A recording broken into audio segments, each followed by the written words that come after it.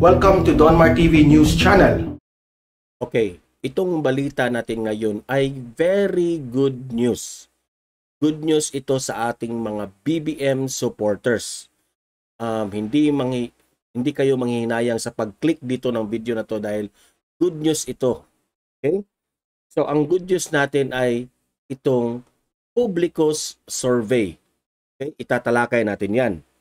At lahat na rin ng survey before this, I think it's already 2 days before the election, ipapakita natin ang lahat ng final survey ng Lelo, Okta Research, RMN survey, lahat ng survey, i-compare natin kung sino ang nangunguna sa survey. At good news pa rin yan.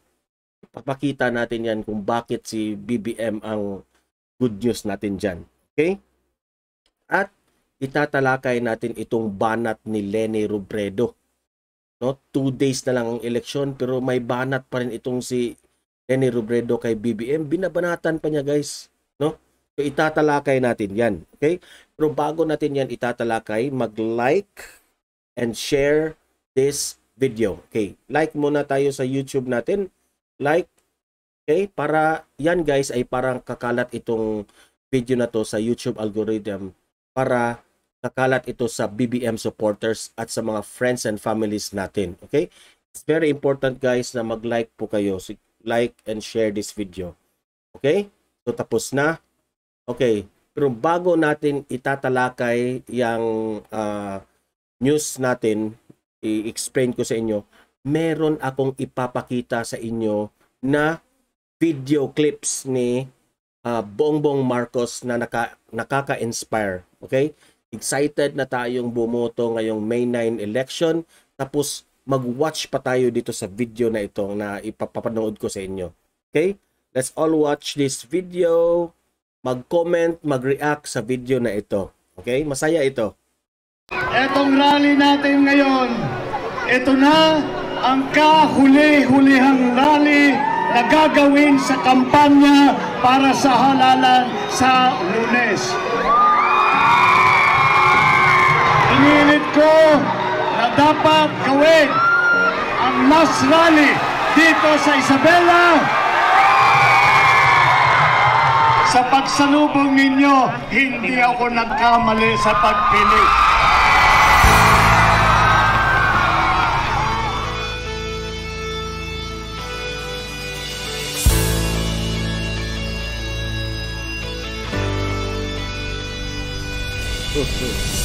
Alam ko naman yung mga dalaga na sumisigaw.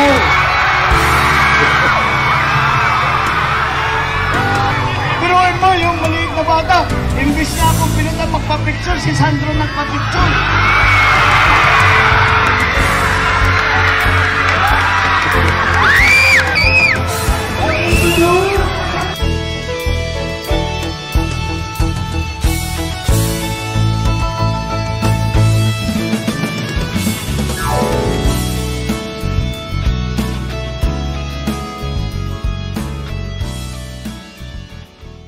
So, ayan. Number 7 sa Baluta, Bongbong Marcos. Number 4 sa Vice Presidential. Number 4 ang iboto natin. Ito si Inday Sara Duterte Uniteam. Sama-sama tayong babangon muli. Okay. So, punta na tayo dito sa good news natin. Ito yung nakalagay sa latest survey ng Publicos Asia. Okay? Presidential and Vice Presidential Preference, BBM Sara tops Publicos 2022, the final survey. Yan na, the final survey, May 2 to May 5, 2022. Bongbong Marcos got 54% and Leni Robredo got 22%. Sa Vice President, 59% into si Inday Sara Duterte. Kiko Pangilinan 60%. So ito lang naman ang maglaban-laban during sa halalan. Ito yung mga nakikita natin na rank 1 and rank 2. So ayan, it's a very good news na itong si BBM at si Inday Sara ay nangunguna pa rin, consistent since day 1 hanggang sa final survey, sila ang nagwawagi. Okay? Matatalo na lang ito pagdayain ng mga pinklawa na yan. Okay? So, punta tayo dito sa lahat ng survey. Okay? Presidential voter preference. No? Ito ay 1, 2, 3, 4, 5. 5 researchers, 5 companies na ang kanilang final na score or percentage sa presidential and sa presidential surveys. Okay? So, babasahin natin ito. I-zoom ko ito. Wait muna ha. Okay. Zoom natin para makita sa lahat. Importante yung mukha ko. Yan. Okay. So, ito ay ginather ng Publicus Asia. The final survey sa lahat. Final survey sa lahat ng mga company nagsa-survey. Ang kabilang na dito ang Pulse Asia Survey, Okta Research, RMN, Lelo Survey, Publicus Asia. Okay? Ito na yung final ha. Okay. Sa Pulse Asia, ang nangunguna, Ferdinand Bongbong Marcos. Pangalawa, Ferdinand Bongbong Marcos got 56%. Pangalawa, Leni Robredo, 23%. Third in ranking, 4%, Isko Moreno. Okay? Fifth in ranking, Manny Pacquiao, 7%. And sa last sa ranking, Ping Lacson, 2%. Yan ay yung Pulse Asia Survey. Dito tayo sa Okta Research. Ang nangunguna, Ferdinand Bongbong Marcos, 58%. Pangalawa, ang pumapangalawa, Leni Robredo, 25%. Pangatlo, Isko Moreno, 8%. Pang-apat, Manny Pacquiao, 5%. Pang-last, Ping Lacson, 2%. At dito naman sa RMN survey, ang nangunguna, malaki itong kay Bongbong Marcos, 59%. Siya ang nangunguna. Pumapangalawa itong si Leni Robredo, 21%. Pumapangatlo itong si Isko Moreno, 8%. Pang-apat, Manny Pacquiao, 4%. And last sa ranking, Ping Lacson, 2%. Laging last itong si Ping Lacson. Ito, ang sa Lelo survey. Grabe. Ang nangunguna, Bongbong Marcos, 64%. How about that? Pangalawa, Leni Robredo, 21%. Isko Moreno, 5%. And in the fourth place, Manny Pacquiao, 5%. Tie sila ni Isko Moreno. Last pa rin si Ping Lacson, 2%. Okay? Publicus Asia, ito yung complete list. 54% si Bongbong Marcos, which is siya ang nangunguna. Laging siya ang nangunguna. Pumapangalawa, si Leni Robredo, 22%. Third, Isko Moreno, 8%. Fourth, Manny Pacquiao, 2%. Last pa rin si Lacson, 4%. Ang average total ni BBM is 58.2%. 22.4% si Leni Robredo. 6.6% itong si Isko Moreno. 4.6% itong si Manny Pacquiao. 2.4% si Ping Lacson. Nagre-range sila ng si Bongbong Marcos 10. Si Leni Robredo is 4. Isko Moreno is 4. Manny Pacquiao 5. And Ping Lacson is 2. Okay. So yan ang makikita nimo na lahat ito na survey ay consistent si Bongbong Marcos na siya ang nangunguna. Consistent naman itong si Leni Robredo na siya yung pumapangalawa palagi kay BBM. At si Isko Moreno is sometimes nakuha niya yung fourth, sometimes nakuha niya yung third. Pareha sila kay Manny Pacquiao. Okay? Sila rin ang maglalaban dyan. Pero alam naman natin na isa lang ang kukunin as president. So, na. Tilde na sila. Matatalo na silang lahat. Okay. Ping Lacson, consistent, laging pang-last ang kanyang ranking. Okay? So, this is a good news to us BBM supporters. So, sigurado na tayong panalo this May 9 election. Ngunit, dapat natin bantayan ang ating boto this May 9 election. Okay? Favor lang yan, guys.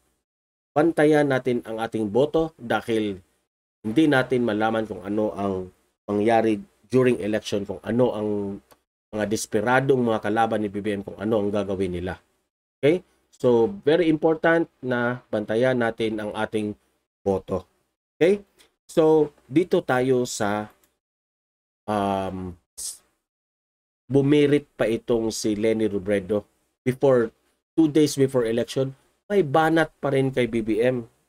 Grabe naman ito si Leni Robredo. Ito yung banat niya. Talagang ang sinungaling sa umpisa, sinungaling hanggang kahuli-hulihan. Vice President Leni Robredo on Ferdinand Marcos Jr. Yan ang sinabi niya, na naninindigan itong si Leni Robredo na sinungaling raw itong si Bongbong Marcos. Okay. Para sa akin, Leni Robredo, before ka magsasabi na sinungaling itong si Bongbong Marcos, sabihin mo yan sa sarili mo. Alam mo ba kung bakit? No? Masasabi ko pa na mas sinungaling ka. Hindi sinungaling si BBM, ikaw ang sinungaling. Alam mo ba kung bakit? Matatandaan ko yung sinabi mo noon.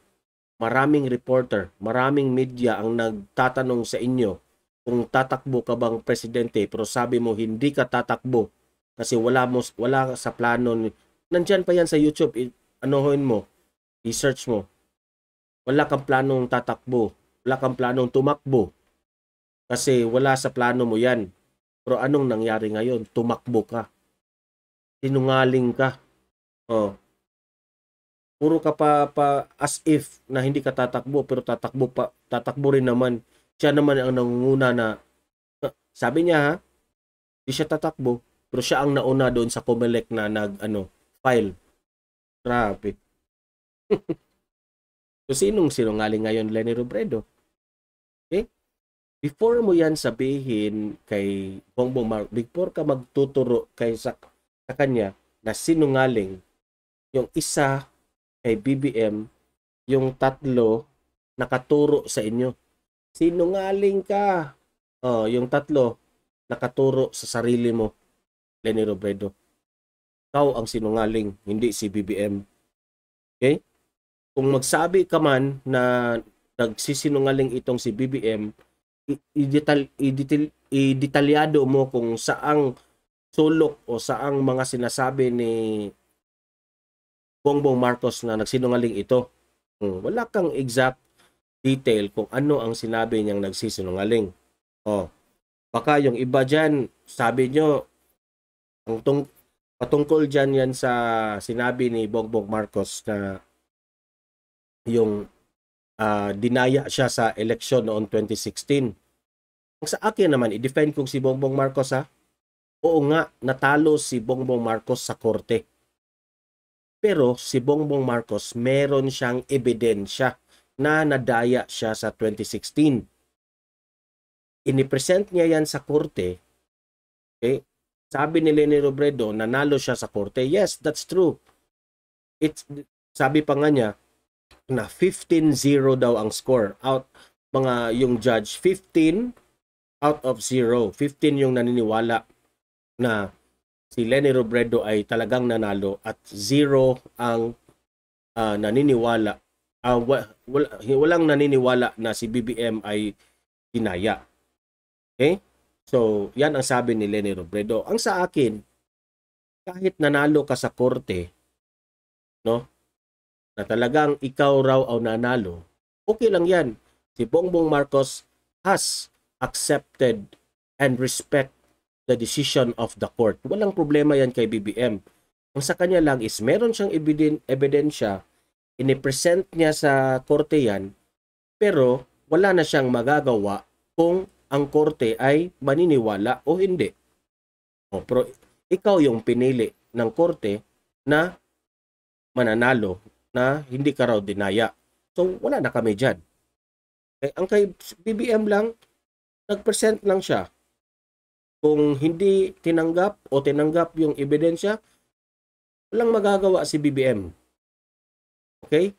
He respect the court's decision. Pero may ebidensya siya. Nasa korte na yan if tatanggapin nila. Pero hindi tinanggap, pero ikaw pa rin ang pinapanalo ng korte. Alam naman natin na lahat ng mga judge dyan noon ay kay Noynoy Aquino. Diba? So, hindi natin, wag mo na lang kaming lukuhin dyan, mga ganyang galawan. Hindi ko na lang, opinion ko lang to, reaction ko lang ito ha. Ayaw ko nang elaborate dyan kasi tapos na yan. Okay? So, kaya, sa mga banat mong ganyan, Leni Robredo, kaya nakulelat ka sa survey. Okay? Kulelat ka sa survey eh. Yung mga patutsada mo, mga paninira mo kay BBM, dyan, nagresulta yan sa survey. Kulelat ka. Ang baba ng rating mo. If you are a good leader, Leni Robredo, you should be a good strategist na mapaangat mo yung mga ratings ng mga pinklawan, mga kakamping, pero hindi mo napaangat ang rating. Meaning, you are very poor in making strategy na lalamang kayo sa survey. Diba? So, hindi ka karapat-dapat maging leader sa Pilipinas kasi hindi ka marunong mag-strategy. Okay?